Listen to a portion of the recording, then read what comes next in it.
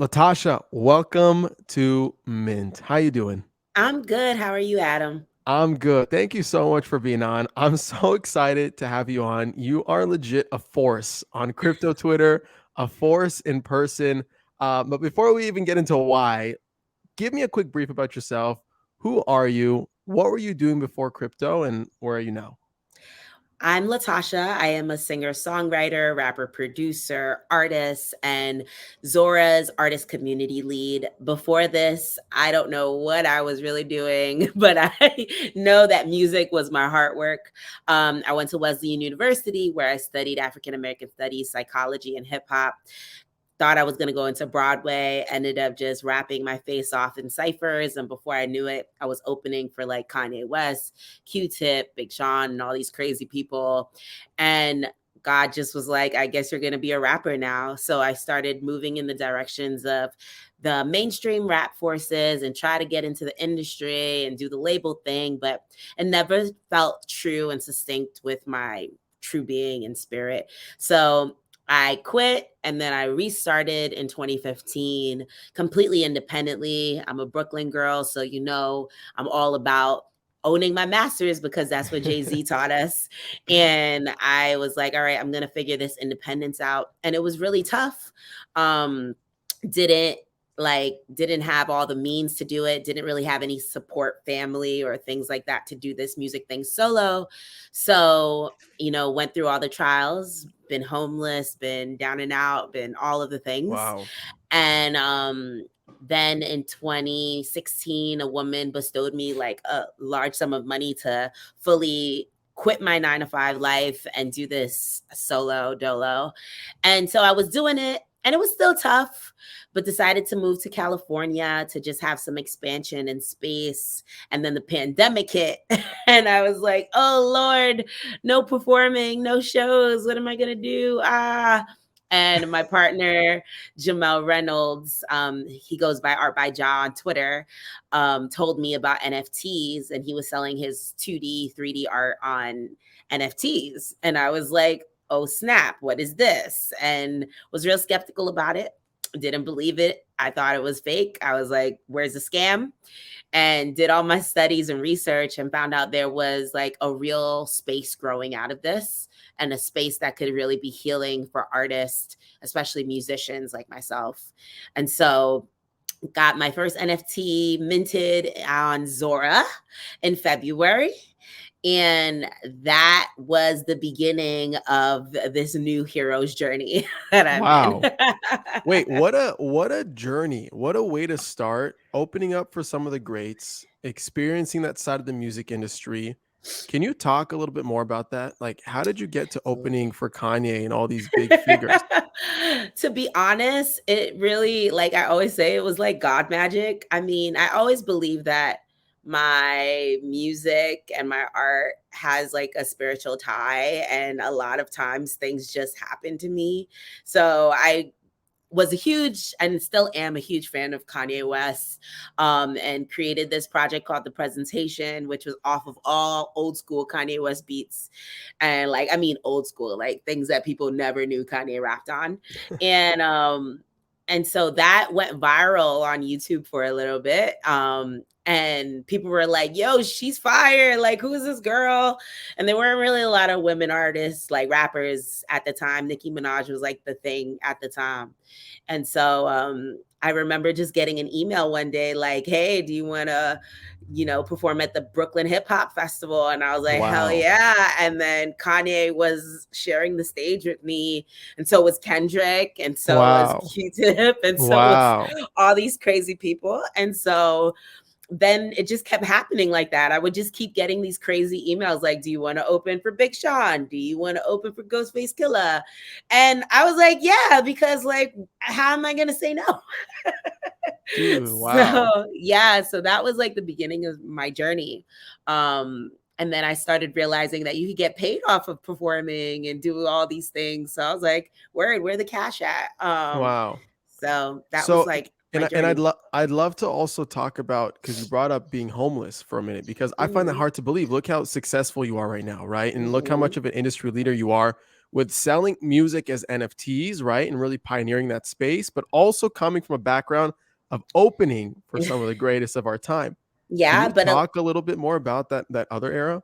yeah, but I feel like a lot of times people think that just because you're opening for these artists or you're getting these opportunities that you're getting fed. That's Mm, not always the case. A lot of times artists are actually struggling big time that are on tour and that are doing these things.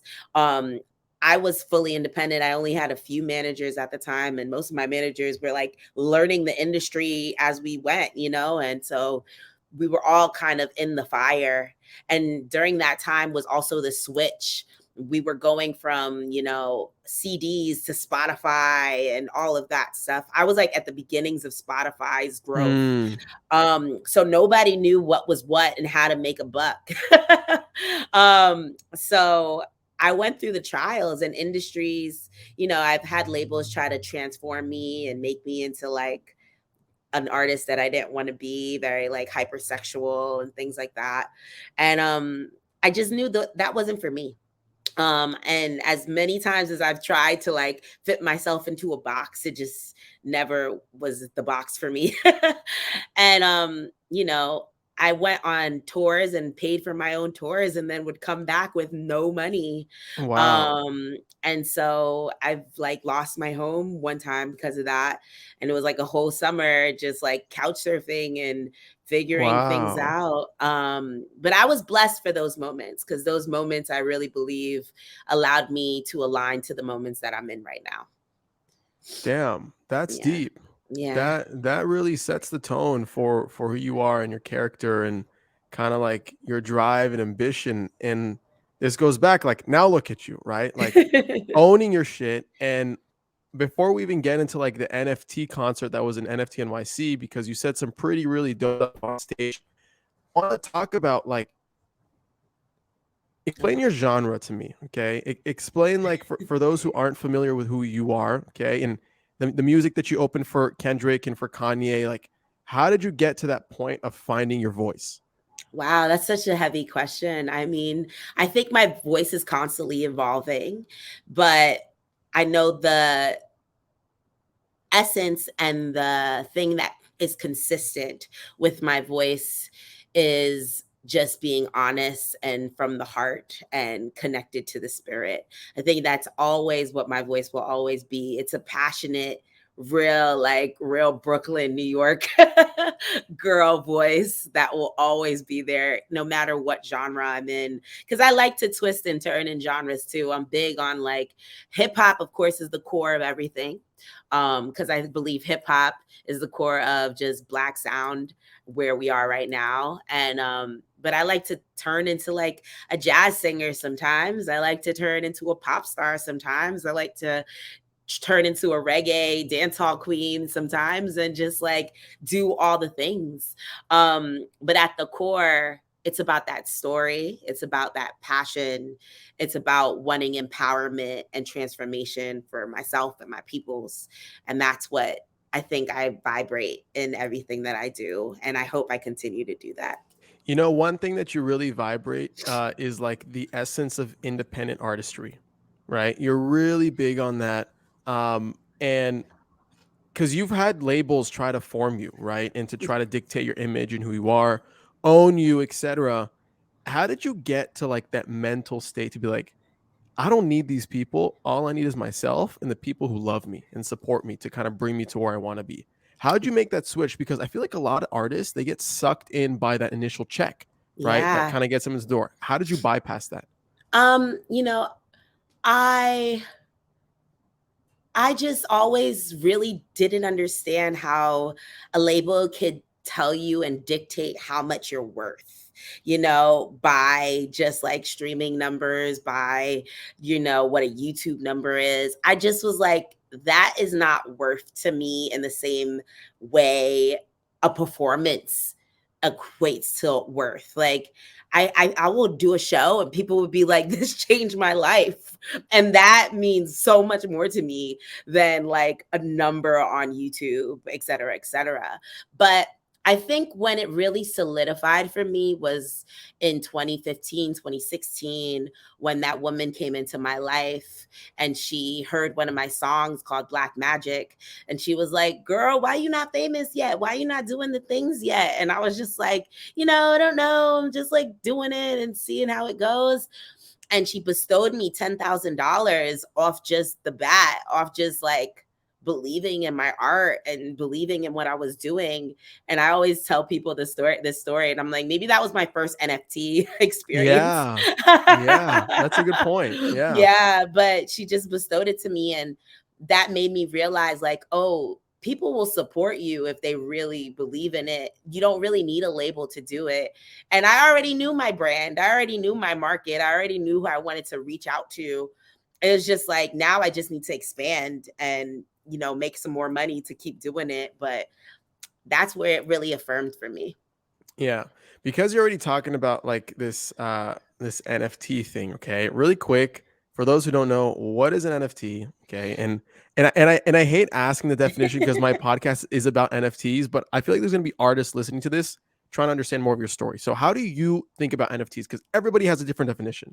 Yeah, How do you totally. define it for your context as an independent artist? Yeah, I call NFTs now fun time. No, I'm just kidding. NFTs are non-fungible tokens, but in my mind, I like to think of it as a box where you could put anything inside of it. You could put music, you could put art, you could put a car, you could put literally anything into it. It's a token that you could pretty much use to play, right? I also kind of consider it like an autographed form of whatever art. So my definition often is like, this music video is autographed by me. This NFT is an autographed form of my music video or my autographed form of my music. And usually that's when artists are like, oh, I get that. That makes a lot of sense. Because other ways kind of get Yeah. complicated. Yeah, that's super simple. One thing you tweeted out recently is like NFTs have caused you to fall in love with music again. You tweeted that I think today, a few days ago. I don't remember. Sometime recently. Okay, Yeah, why time is is that? not real Yeah, anymore. yeah. Why is that? What is it about their nature, their form? What is it about blockchain, crypto, whatever it may be to you, that has made you fall in love with music again? Because that's really deep. There's so many reasons why, but I think it's seeing my value meet itself in real time. Um, that is really something that I needed to fulfill within myself. I think a lot of people deal with like money wounds as artists. Like we have wounds of like not feeling supported or not feeling like cared for. We have a lot of safety wounds within ourselves. And when I got into NFTs, I felt like that started to really heal and quickly. Because I was like, I've been putting so much effort into this music. I've been putting so much effort into my music videos. How come, nobody's giving me what I deserve out of it? And when I got into NFTs, it was like, oh, wow, like I'm seeing my effort in real time and I'm seeing like the investment in real time. And so many of like the people that I got to partner with in my journey, like my partner Jamel and my two best friends, Angel and T, they were riding with me before even NFTs. And I wouldn't have a buck to pay for them to do a music video. And they just rode with me. And now I'm in NFTs and I'm like, yo, when this NFT sells, I could pay you guys now. And that's like the beauty of this thing, right? Like it's organic. It's like an organic form of love for just support and abundance and all of these things. I just love it. And I mostly have been putting up like content that I already had existing on YouTube or, Spotify. And now they're on NFTs and they're selling like crazy. I Wow. mean, I've sold over 50 NFTs at this point. And Wow. it just goes to show you like you think YouTube and you think, Spotify is where, you decide and define what an artist's success is, but it's not always the case, right? Like this is beyond that now. So, Wow. yeah. Wow. So you've repurposed your initial content into the form of non-fungible tokens, right? Hmm. That's like that reduces 50% of the stress of getting into the space because it's one thing to have the content to use, it's another thing to understand how to apply it in the setting, right? Exactly. When you were getting started as like an independent artist in the space, diving headfirst into Web3, what was it like getting started? Like, can you walk me through like those initial days of like, okay, what am I doing?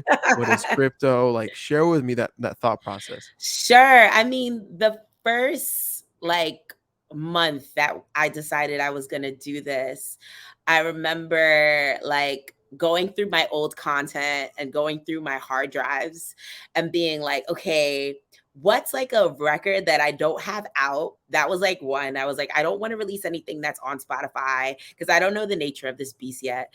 Um, so it was one, what wasn't out and what is something that people haven't really seen. So I have like, I mean, hard drives and hard drives of content from shows, performances, tours, all that kind of stuff. And so I just selected like some content that I had that I used to use for a show, and then I put it with a song that I would perform on that show. And then I just made this like music video out of it. And that was like my first music video on Zora. And my first NFT on Zora. Wow. And I think that made me one of the first people to put music video on blockchain as well. And so that was like a crazy moment. Like I honestly just was like, let's put things together and just like see what happens. And that thing sold in 3 minutes. And then I was like, all right, as I kept diving into, NFTs, I was like, let me try different things. So I don't only have music up, I have poetry up, I have like performance art up, I have just beats that are like no raps on it, like my production is up. And I would keep saying like there's really an important factor about me being multidimensional within NFT. I think this space calls for that. It calls to see all sides of artists, see like the weird shit that I do and like the cool, like, drawings and little things that I'm creating on the side that nobody really gets to see. I think that's what NFTs are calling for. It's for that cryptic side of us, right? Yeah. So that's kind of how my first couple of months were. And then I started just pushing videos. I was like, all right, let's do this Yeah. music video thing. Let's get it. You made it seem like you didn't even think twice. You're just like, I don't give. Like, I'm going all in. Yeah. I don't care if I mess up. This is where it's at. Everybody's learning at the same time. There are Yeah, no I mean, rules. the space is so brand new, right? Like the space is, especially at that time, that was like at the beginnings. I was like, nobody's really here. What do I got to lose? Yeah. I mean, I'll probably pay some money on gas, and that's probably the hardest part, right? But over time, I just realized it was a space for me to be myself, and just like pour out all of the parts of me. I have this one NFT that's called Third Eye, and it's like just me just rhyming and just this art piece that I have that I created, and I was just like off a day. I just made it in like an hour, and I was like, let me see what it does as an NFT.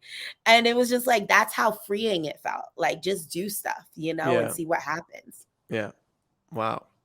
That's like, I feel like for all the creators, all the artists that's listening, and you keep asking, like, how do I get started? What's my first step?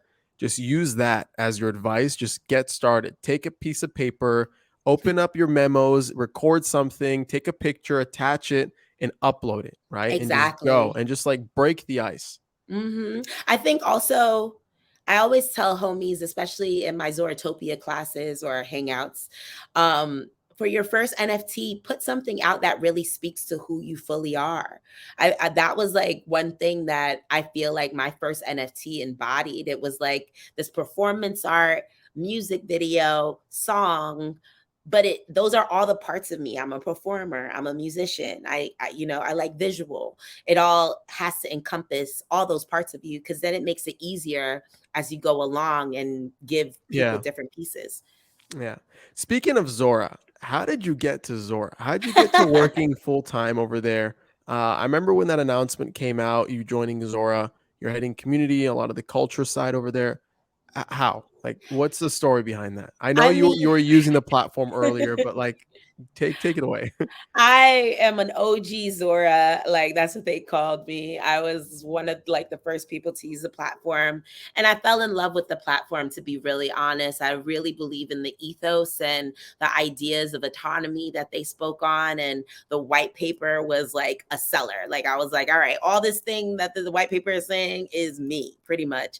And so I would just like always push my homies on Zora, no matter me working there or not. Before I even worked there, I was like, you got to use Zora. Like that's the platform. And then I was hyped because it was no commission, like 15% commission, like other platforms was not there. It was zero commission taking from Zora, right? I was hyped because I could put music videos on there and no other platform allowed large size files on it. And then three, I loved the aesthetic. I loved this like ethereal, cryptic aesthetic that Zora was going for. And I was like, this speaks to like all of my identity. Wow. So I fell in love and I just kept pushing it. And then in June, the the CEO and CFO asked me if I wanted to join. And I was like, hell yeah. And I'm happy they did because they need artists in these spaces. We deserve to be at the tables making these decisions for these platforms and protocols, you know. And I'm really grateful that they did that because it changed the minds of a lot of other platforms and protocols I witnessed Sure. after. Yeah. What does a day in the life for LATASHÁ look like at Zora? Oh my gosh, my day is insane. So I start my day around 9 a.m. I'm checking my Slack. I have like at least 6 to 8 messages on Slack from the team.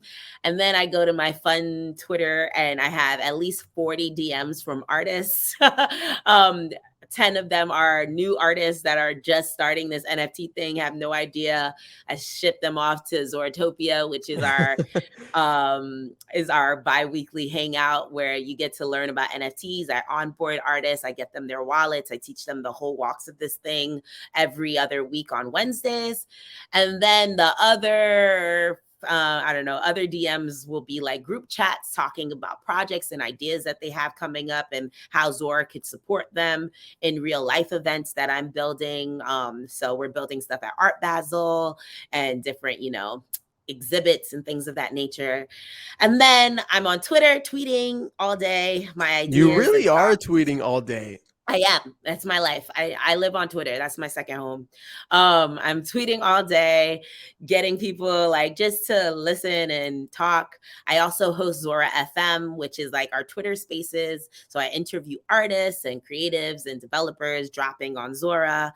And then I'm building a platform with Zora on the other side of this thing. So my life is just chaotic and beautiful, but every day is a new day and we're building just a lot of different things all the time.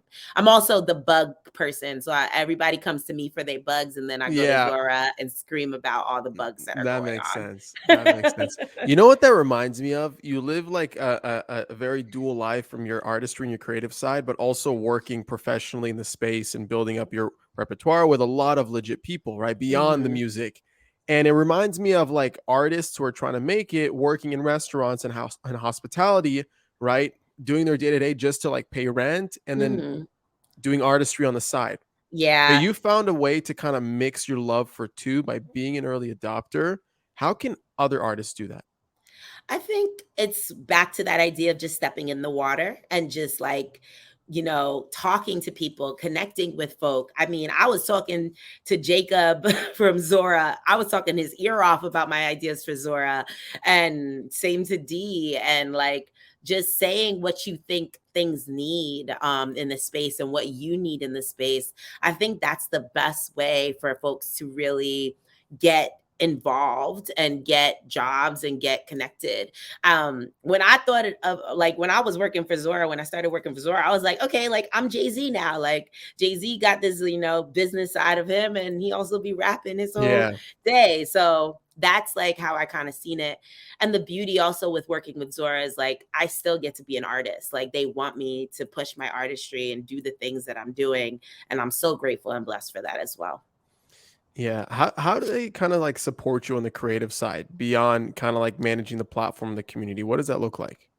I mean, I get to build in real life events that I get to perform at too. So that's like a great, like, win-win. And I get to like bring on my homies too, It and is such a win-win. Yeah. yeah, Yeah. share experiences like that.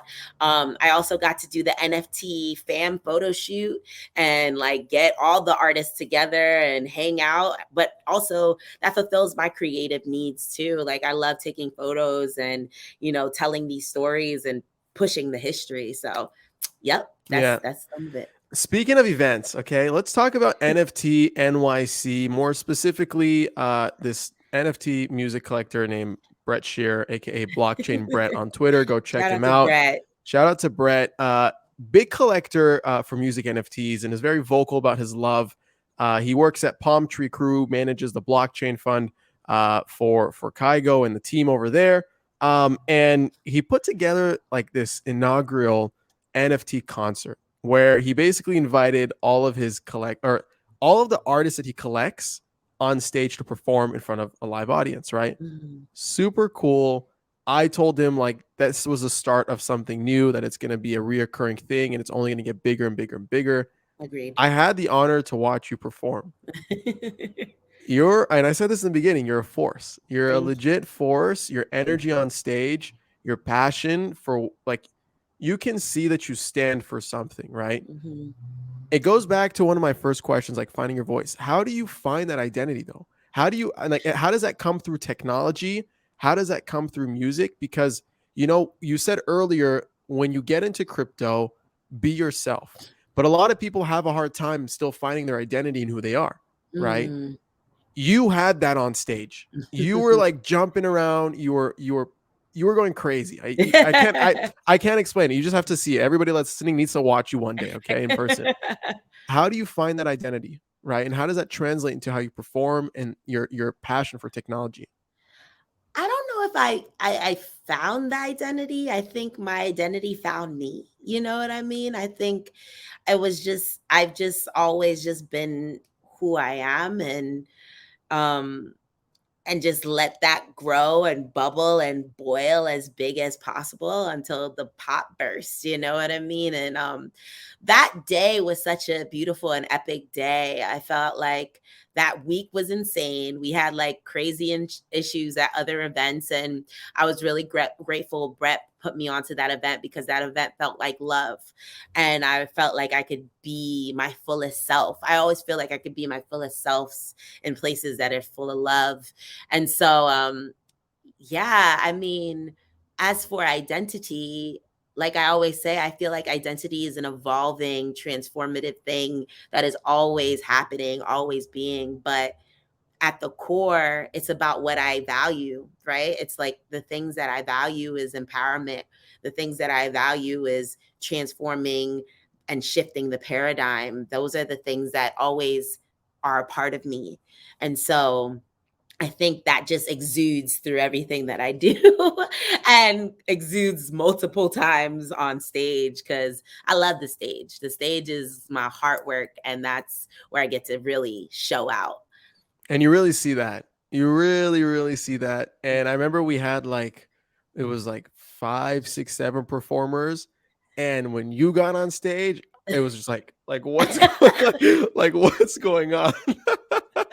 From your suit to your hair to the music that you're playing to your dancing around to jumping into the crowd and coming back into the crowd and like having this monologue of who you were and what you stand for, and being, I think you said quote for quote, like being the first Black woman rapper on the blockchain, right? And making that part of your identity of being like an innovator, quote unquote, Mhm. right? It's something that a lot of artists look forward to. And I say that not because like I'm assuming that, rather I talk to artists and they're asking the questions, how can I use NFTs to own my audience, to own Mhm. my craft, to build communities around myself and what I believe in, to align people, right? Mhm. When people ask you that, how do you answer that? Like what are those like first steps to kind of getting there? I think during the pandemic, I did so much healing work and so much like self work. And I used that time to like plot out my values, plot out like what I want to see. I did a lot of manifesting work. If you guys know me, I own like 1,000,000 notebooks, and in my notebooks, I just write down all the things I want to see, all the things I want to be, all the values that I hold on to, and how I want to change the world in a very like, I mean, I know that's cliche, but I really want to see things change. And so the steps that I always give to peeps is like, write down everything that you want to create, all the things that you truly value, and then see how your values connect to the things that you want to manifest in the world. And if something isn't fully tied, dig into that thing, understand why that thing is the thing you want, right? Like, i.e. money, right? We talk about money all the time because we're in crypto and we're in ETH and everybody's excited about making all this bread. But like, why do we want money? Like, what's the importance of having money? Like, how does that really tie into our deeper values? And for me, it was like the opportunity to give, the opportunity to share, the opportunity to, you know, feel safe and secure and not have the government be chasing me for some dough. Like, these are like real things that I really wanted to like clear up within myself. And so I would write it down. And I think writing down is like the best way to see things come to life. Yeah. So that's like my number one tool to like manifesting and understanding what your values are and what you want to bring. Yeah. So rather than kind of just like going ham, because there's one portion of like going ham and like doing it, and there's another portion of like taking the steps and taking the time to create like a mental model around it, put it on Mm-hmm. paper, and kind of like follow with that, right? Yeah, I mean, going ham is very important. I feel Right. like you need to go ham so you can see the chaos and be like, whoa, whoa, whoa, whoa, whoa, right? I feel like the beginnings of my career was very much so go ham, go crazy, see what you like, what you don't like, and then take a step back and then realize the parts that you want, the parts that you don't want, and kind of walk in that journey. Yeah. What's up, guys? Adam Levy here. Sorry for the quick pause, but I wanted to give some love to our 3 NFT sponsors that are making this episode a reality. They are Coinvise, POAP, and Social Stack. On Coinvise, you can create a personal or community-owned social token on Ethereum. Coinvise also helps you create incentives through token rewards and bounties, NFT business models, and bot integrations for Discord. Discover more by visiting coinvise.co today. Next up, we have POAP, or short for Proof of Attendance Protocol, who enables a novel way of creating one's life diary. Leveraging NFT technology, POAP facilitates an easy way to mint non-fungible tokens related to meaningful events. It's frequently used in crypto-native communities, and now it's starting to create NFT collectors in the mainstream too. Collect or launch your own POAP today by visiting poap.xyz. Next up, we have Social Stack, a platform for communities, brands, and creators to build mission-driven social token economies.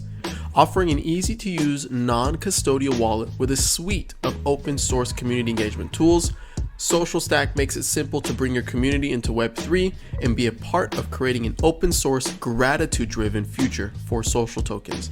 Create a free social token wallet, discover mission-driven social token communities, or apply to launch your own token on Social Stack by visiting socialstack.co today. All right, back to the episode. Who are some of the other NFT artists that kind of inspire you or you kind of look up to or get motivation from? Do any come to mind? Yeah, I have a ton. Tell me. I adore, of course, Art by Ja is my partner. Like, of course, my like big inspiration. Sursu, Amir is a huge and like thought leader in the space and really inspires me. I love Momo Pixels, who's like this dope video gamer, producer, just everything. Faith, who's like an incredible also thought leader but community leader in the space. And I really always give Faith mad props because I think she was like the beginnings of me seeing the possibility of being a community lead as a Black woman, and what that equates to. Shout out to ATM, who's like this crazy just illustrator, just off the chain, creating really dope PFP project coming up.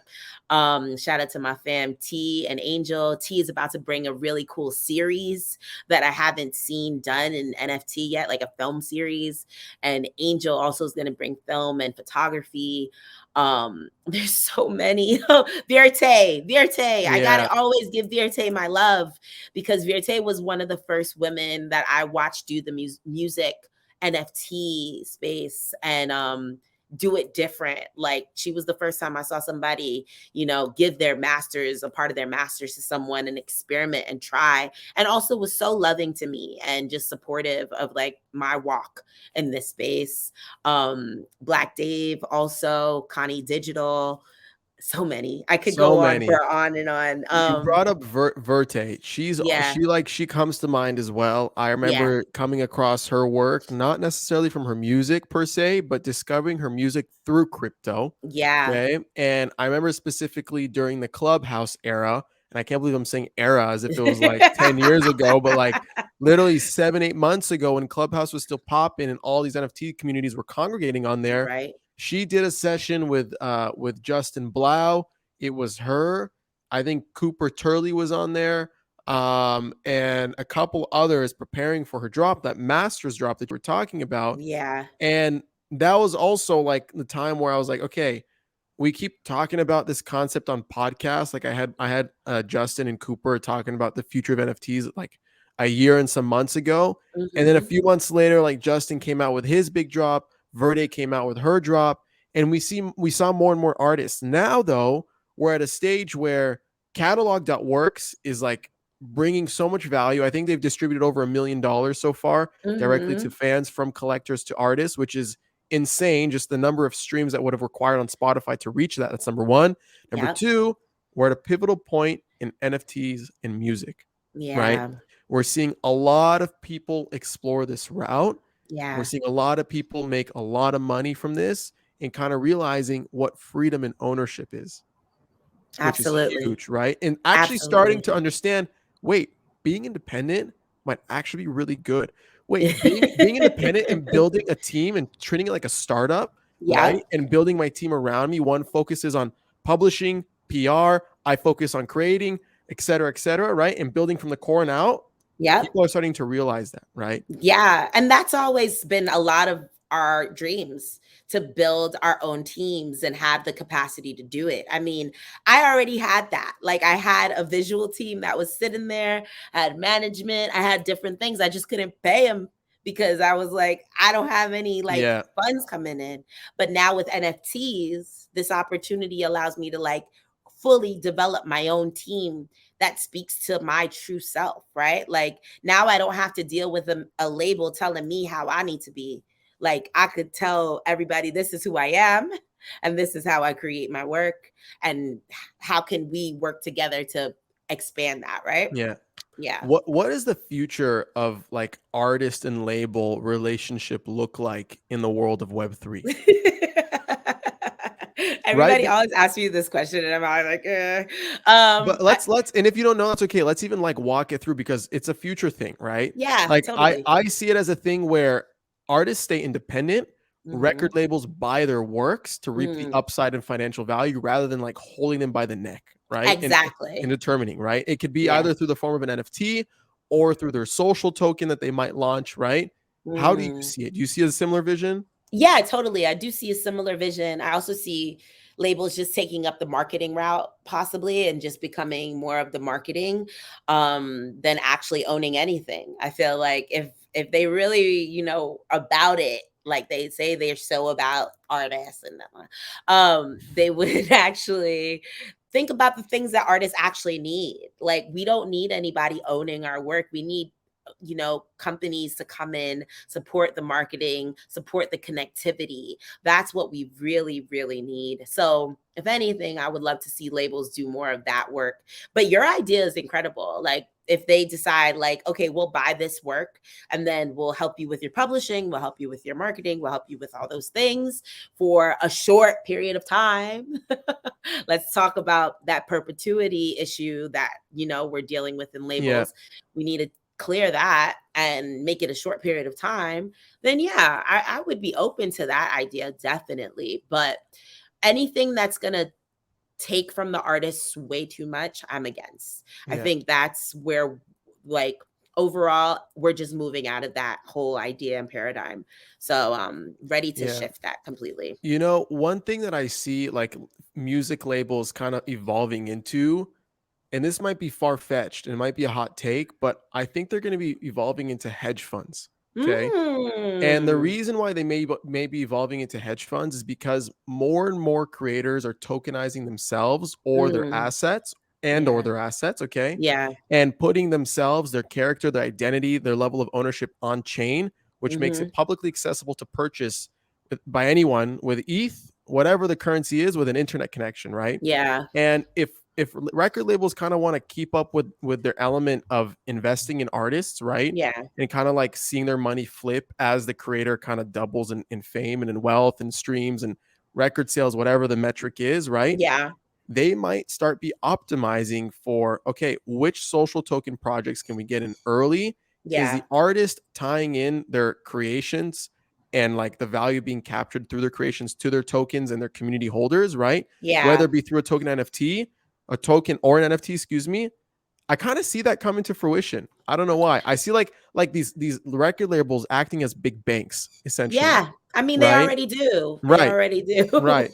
Like I in mean, essence, that's what they do now. But how, I guess, like I'm thinking out loud, like how does that evolve with tokenized assets? yeah. I mean, it's back to that idea that you kind of started touching upon, just them owning these tokens and then figuring out like a consistent, like, revenue stream for themselves and the artists as well, right? Like, that's just what it's going to be.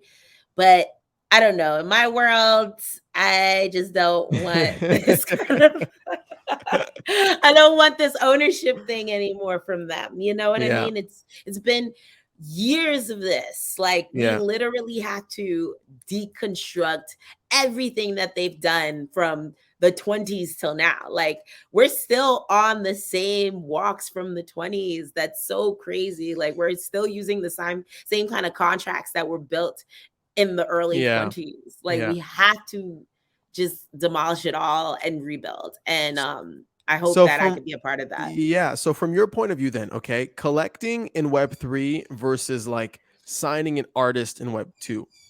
How does that differ? Like when blockchain Brett buys an NFT piece, like an NFT song, for those who don't Yeah. understand, he owns that work essentially, right? Like let's say at some point there's a decentralized Spotify and he Mm. lists that song, right? He'll earn that royalties and whatever splits occur with the artist as well, okay? But in Web 2, the record label has a contract and owns the artist. So is it Hmm. the element of owning the individual versus the work? Is Yeah. that like the difference? Okay, that's how you're thinking That's about a it. huge difference. Like, what I'm able to do on blockchain is not what I'm able to do on, like, web 2, right? Like, them owning me as an artist means that every time I sell a t-shirt, they get a percentage of that. Every time I sell any part of myself, they get a percentage of that, right? So if I decided to do a commercial for, let's say, Maybelline, they could get a percentage of that. Yeah. Yeah. That's a problem. Instead, what's happening here essentially is like, okay, you get to own this music onto the blockchain and then you get to resell it. And I get a royalty from every time you resell it. Amazing. I like that idea more so than you telling me you own everything that I do, right? Yeah. That's the scary part of Web 2. Yeah. Um, Yeah. yeah. Makes a lot of sense. Yeah. And that's why artists go homeless and end up on couches and do the things, because they end up with no money after, you know what I mean? So that's the Yeah. bigger issue. How do you think about governance? Right now, it's collecting. Right Hmm. now, it's like buying assets and building communities around who owns what of Yeah. yourself, of your work. I mean, not yourself, excuse me.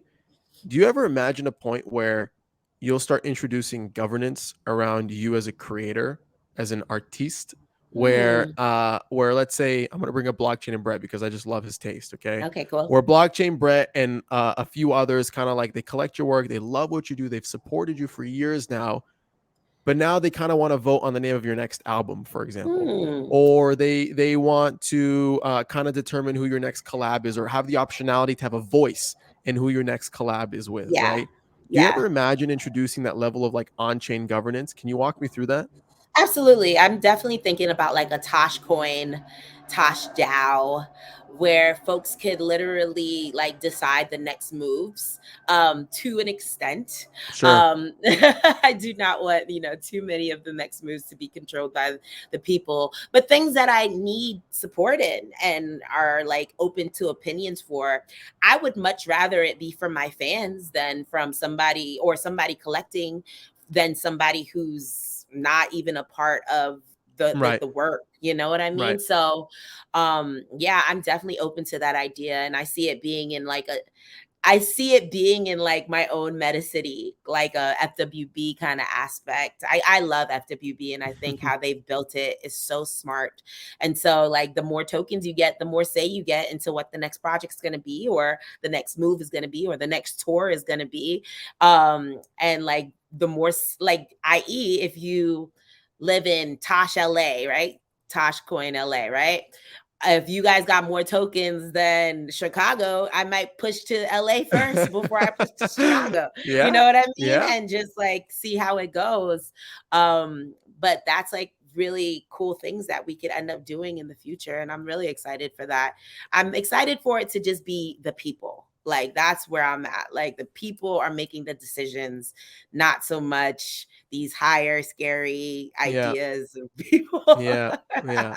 Yeah. No, I hear you. I hear you. One thing I also want to pick your brain on because it seems like you've got a knack for it. Okay. And Mm, you talk about this concept of valuing yourself. Okay. mm, How do you do it in a way where when you release a masterpiece, where you as an artist consider it to be a masterpiece, you're very vulnerable about the art that you're publishing on chain. How do you do it in a way where you don't undervalue yourself and you mm, don't overvalue yourself? And I mm, guess as an add-on question, if you want the community to value you, how do you even do that? Right. So mm, I guess the takeaway is like, how do you price a song? Right. mm. And like from your own point of view. Yeah. Hmm. I guess for me, how I've always priced is like what my brain says first. So if my brain's like, this is one ETH, I'm gonna go for it for Yeah. the most part. Um, but that's not the best answer probably for somebody who's just starting out. But for people that are just starting out, I usually tell them to think about like how much money they put into the work. So if you've made a song and you've put like this amount of money into recording it, into producers, into etc., think about how much money you put into the work and then how much do you want to see come back to you. That's like a good gauge of it. So some artists are like, yo, I've had all my equipment, so I've just been doing this, off the fly. This song I would have sold it to, a company for like $800, $1,000. Okay, I'm like, cool, that's a great start. Now multiply that by 3 or multiply that by 5. And that's like usually what I tell artists to try to do.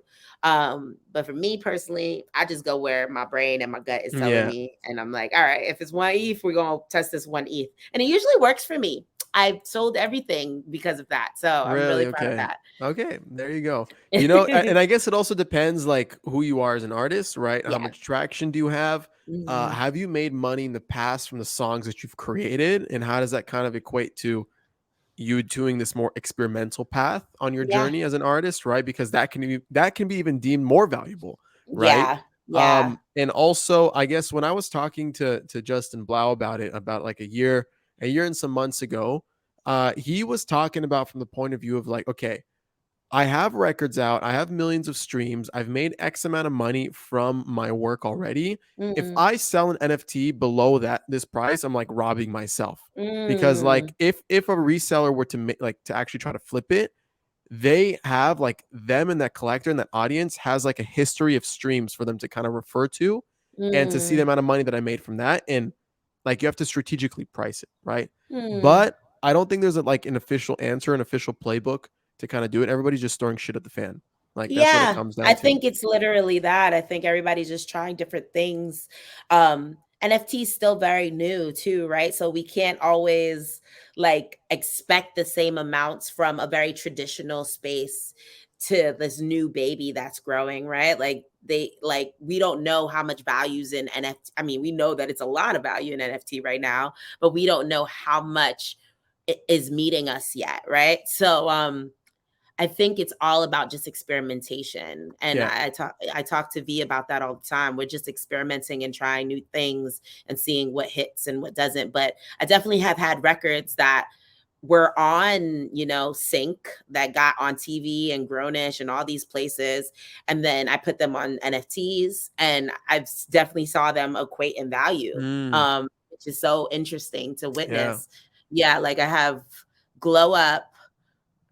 Ironically, no, Who I Am is a great example, because when we shot the music video, we were like, this is a $20,000 music video. And then we made $20,000 as an NFT. So that just tells you something's up. Yeah. Something's definitely happening. So yeah, it's You had definitely you had another bid that went to like $4 billion on Party Bid. Did I see that? for we Did I have see that correctly? I have a secondary market that's on sale right now for $4 million. Okay. Well, 5 million now because ETH went up. So we Jesus. have a party bid for it because I want everybody to come and Yeah. party with me so we can get this $4 million popping. Yeah, that's insane. Like this was a music video that we shot in the garage off of the whim.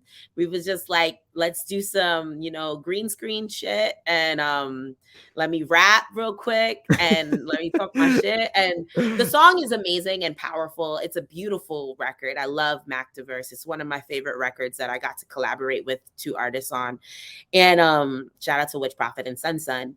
And so to see it now be worth $4 million feels so fulfilling for the moment that I was in when I wrote that song. Sure. Because when I wrote that song, I was pissed with the world. I Mm, was like this was before NFTs. I was like at Cap. I was like, all right, I'm done with all this music stuff. I don't know, but I'm gonna put my heart into this. And so to feel like my heart is worth that to folks means a lot. And yeah. it's also a historical piece. It was one of the first music videos, and the first to like hit that number as well. So really excited to see it hit Yeah. for 5 million.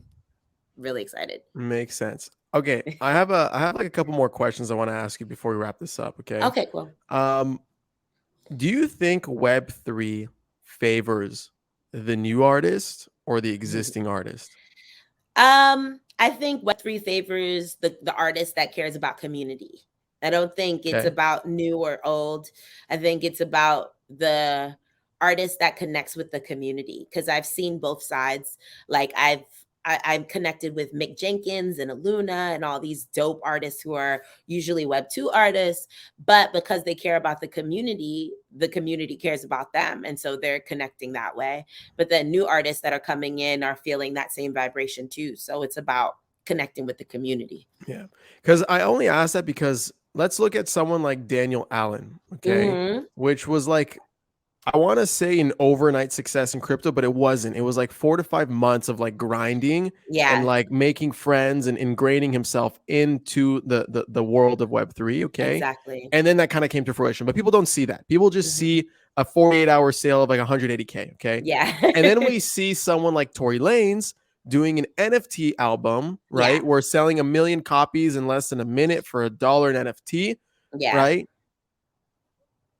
Which one? Like, how do you kind of like, you know what I I mean? mean, Like yeah, new versus existing, right? that Tory Lanez was a different game, right? Like that's like a whole different smart contract. All that stuff was Yeah. very different, not very in our space. Like Tory Lanez wasn't on catalog, you know what I Yeah. mean? Like Tory Lanez was on something completely different.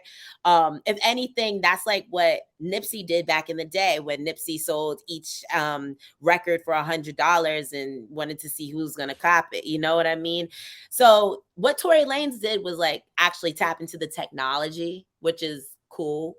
I have a lot of issues with Tory Lanez, obviously, but he tapped in with the technology, but he didn't tap in with the community. So I don't see, like, I can't see him doing as well if he didn't have a developer to create his smart contract and do all the developments without tapping into the community. You know what I mean?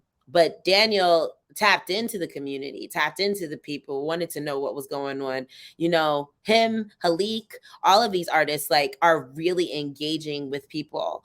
And that's what makes it really different and have more weight and value. I don't know if Tory Lanez could do that every month, right? But I know Daniel probably can. Yeah, for sure. That's such a good line. Like people who engage and build for the community. I don't want to sound like a soapbox right now because everybody loves using the word community. I But know, it's but like it's what the comes down to. word. Yeah, it's like It's the we got to word. find a new word for community and like the Do group, the we? clan. I don't know. Do I we? don't I know. think we just gotta redefine it. You know, we I gotta agree with you. redefine I it. agree with you. Redefining it. Yeah. Okay. Another question I want to ask you is like a more personal question. Okay. Um, biggest influence so far in music for yourself? In music, Yeah. I mean, I said music in itself, like Music in actual itself, like music. artist, Yeah, band, it's group. not one. I have like a conglomerate of mothers. So it's Queen Okay. Latifah, Missy Elliott, Lauryn Hill, Little Kim. Though that's my conglomerate of mothers, lyrics with lyricism. And then for like the art and visual aesthetic, etc., it's Tyler the Creator, Childish Gambino. Those are my guys. But it kind of all ranges. And Andre 3000. I love Andre 3000. So. Kendrick Lamar. Obviously, Kendrick's always on the list. But I feel like Kendrick's like my like, I don't know. I feel like we have North some Star, kind of weird, like, yeah, like yeah. North Star kind of vibe, you know. I'm watching him and I'm like, I see what you're doing. I'm gonna, shoot that. But that's my guy. I love Kendrick. I think he's incredible and excited for his new projects, for real, for real. All right. What can we expect from you in the future? You hinted at a coin, at a city. You hinted at like a new drop. Like, Yeah, what are I we gonna mean, see? When are we gonna see? Give us some alpha here. Come on. I'm not giving too much I need alpha. I I'm need not some giving alpha. too I need some. I definitely it's not gonna be a city, it's gonna be an island. That's what we're calling it. Okay. Okay. So Tosh Island is coming soon. Cool.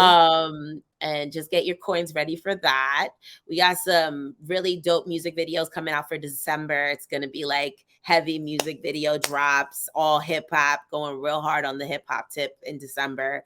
January, we're going hard on this new project I got coming out called Joyride. That's gonna be a bit web 2 meets web 3. I'm gonna like really tap in on how to bring my community from web 2 to web 3 and see how the joyride goes. And then I have a platform that I'm building for all artists and to do music video and bring their music video onto NFTs through Wait, Zora. a platform? Yeah, it's going to be like a streaming platform for music videos. So that's the Oh, alpha. And do not like steal the like alpha. like a decentralized YouTube kind of I won't thing. say anything else. I can't say Damn, why are you anything teasing else. me? All right, that's pretty cool. But we have some cool things in the works with Zora, and then just all the projects that I'm working on, and probably touring next year. Let's cross the Oh shit. fingers. Okay. NFT tour next year. So it's gonna be really epic. Do you imagine selling tickets as NFTs?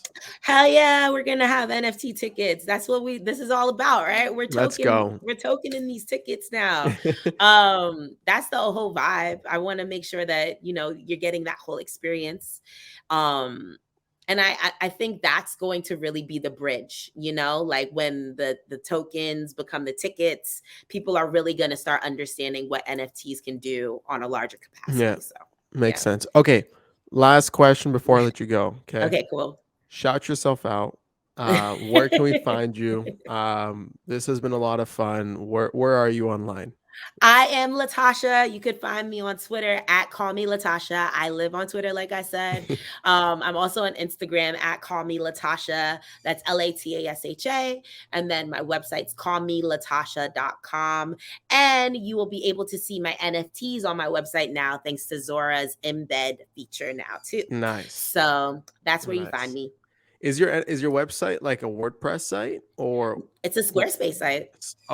like an Ye actual, okay, that's pretty sick. Yeah, and now you could put your NFTs directly on it from Zora, so that's really cool. That is pretty cool. I'll have to check that out. Yeah, please LATASHA, do. this was a lot of fun. Thank you so much. When Thanks, your Adam. platforms come out, when your drops come out, we'll be supporting, we'll be promoting. Appreciate it. And I hope to have you again soon. Talk to you guys soon. All Peace. right, peace.